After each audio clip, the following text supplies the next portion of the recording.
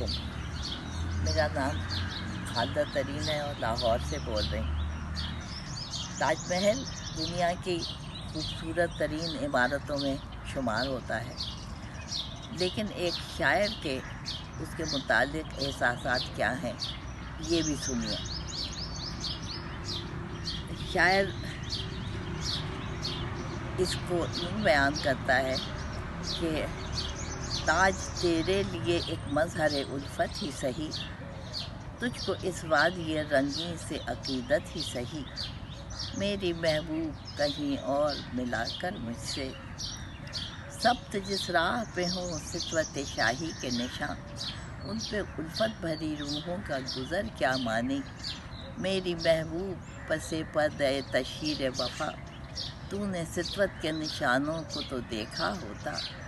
مردہ شاہوں کے مقابر سے بہلنے والی اپنے تاریک مکانوں کو تو دیکھا ہوتا، ان گنت لوگوں نے دنیا میں محبت کی ہے، کون کہتا ہے کہ صادق نہ تھے جذبے ان کے، لیکن ان کے لیے تشہیر کے سامان نہیں،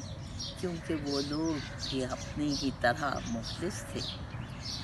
میری محبوب انہیں بھی تو محبت ہوگی جن کی صنائی نے بخشی ہے اسے شکل جمیل، آج تک ان کے پیاروں کے مقابر رہے بے نام و نمود، آج تک ان پہ جلائی نہ کسی نے قندیل،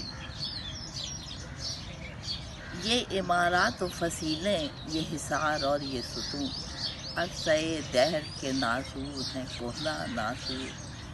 جذب ہے ان میں تیرے اور میرے اجداد کا خون، میری محبوب کہیں اور ملا کر مجھ سے،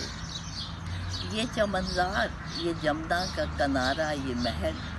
یہ منقش در و دیوار، یہ محراب، یہ طاق،